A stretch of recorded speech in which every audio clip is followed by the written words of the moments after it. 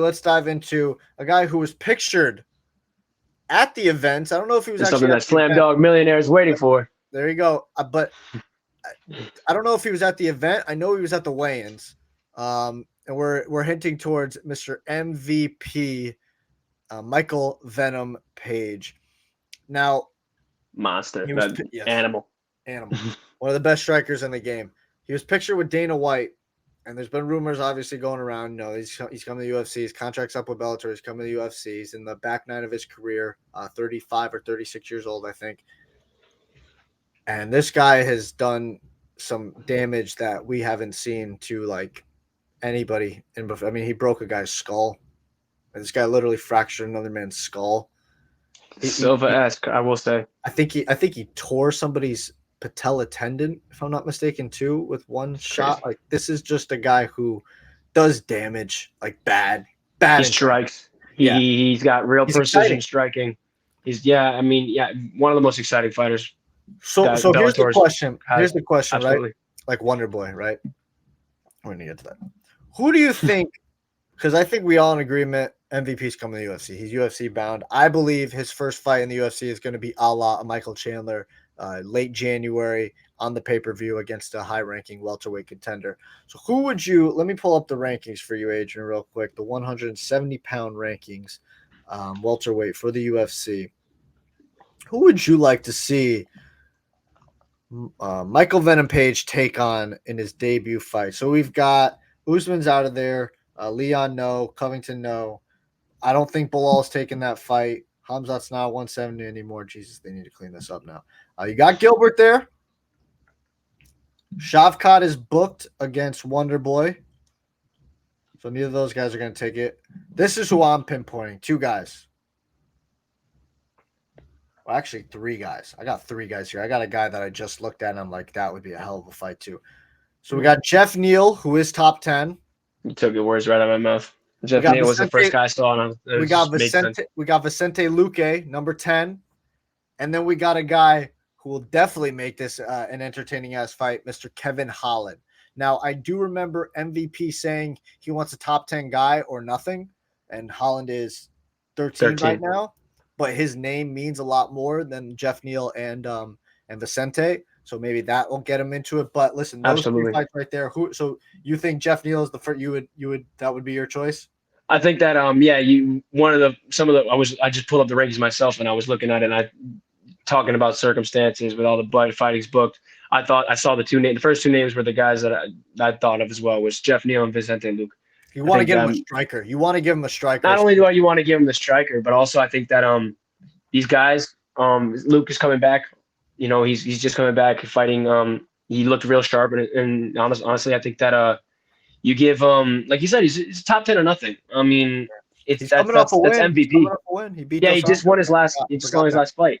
Yeah, I forgot. So he came back strong. I think that MVP needs one of these fights where it's going to be not a promotion fight because you don't need to promote MVP too hard, but I think that you want a fight that's going to give the UFC fans. The guy's nickname is MVP, so he's pretty MVP. One, yeah, absolutely. I think that less obscure fight fans. You know, fight fans that are usually just sticking around with the UFC. You want to give them a good springboard. I think Kevin Holland probably would be the fight to make because of that exact reason.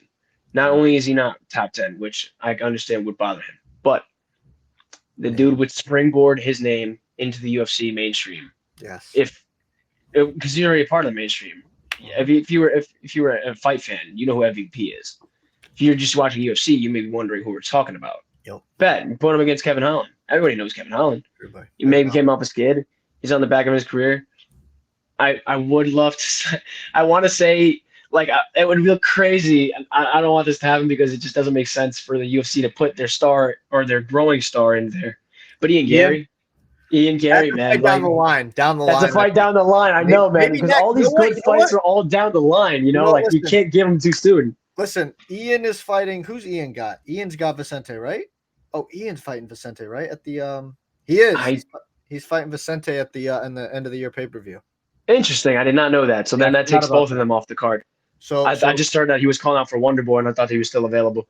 But no, because Wonder Boy got that fight. Yeah, I'm pulling it up right now. Yeah, Ian's fighting Vicente. They're fighting on the same card, and Shavkat's fighting Wonder Boy.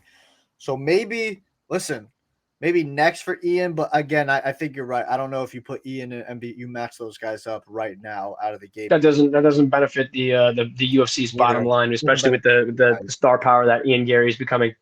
Not at all. Yeah, you want to again. This is I talked about Adrian before the show a little bit. This is the pro wrestling of mixed martial arts here. We're thinking about the storylines. We're matching these guys up. We're not saying which is exactly why I don't say JDM either. Yeah, we want to give this guy a more favorable matchup, and we want to make it right. So that's why you look at Michael Chandler. Who was his first fight? Dan Hooker. Exciting fighter. MMA community and UFC fans know him and love Dan Hooker. He's always going to give you an exciting ass fight. Boom, springboarded him off and off to the races there. I'm going Jeff Neal. I think Jeff Neal is the perfect guy. You get that top 10 guy. You get a guy who's going to basically only strike. That's what he wants to do. So Vicente, there's kind of a little bit of a worry if he grapples with you. But yeah, I would go Jeff, then Kevin would be my next one out. Those would be my two. And then obviously down the line, the dream fight. I think everybody knows what it is. It's Wonder Boy Thompson versus MVP. That is the damn dream fight to make. 5 rounds in London, July 2024. Book it. I don't see why not. I think that it really comes down to what each of them are trying to do, because we hear Stephen Thompson talking about he wants to go one last run, and but I'm for it. Like, I'm for him trying to get his last run, but I know I'm with you. It's a very difficult thing to do at that age. You got to fight everybody. You know the guy. He's facing, right? Yeah. The boogeyman, Shavkat. I mean, this man is literally, I believe it's 17-0 and 17 finishes. This guy finishes. Absolutely. So it's like it's an uphill battle, 1,000%. So I mean, I'm rooting for him because I think that it would be a dope story. But Dana said it himself. You can't just come in here only wanting to fight strikers and want to go for the chip. All right, you go into a chip, you go to fight guys good all around. Shavkat's one of those guys who's really good all around. If it happens and he does pull out this win, there's a chance too. Then there's a chance. There's a chance. This is why I say I love this sport. Anything can happen. One shot. But if that does happen, he's in title contention. What's MVP doing? Is MVP still in the title contention too? Is that what he's looking for? Because if not, then I don't see why you don't give him a guy like a Sean Brady or like maybe some of these like guys where he's just trying to make some money, top 10 guys. But if you're fighting top 10 guys, it looks like you want to try to prepare your stock and try to really become one of those better guys. He wants championship. And yeah, so I think that the path for him is there, and if that path is going to be taken, JDM could be a guy he fights too. Adrian, I just remembered.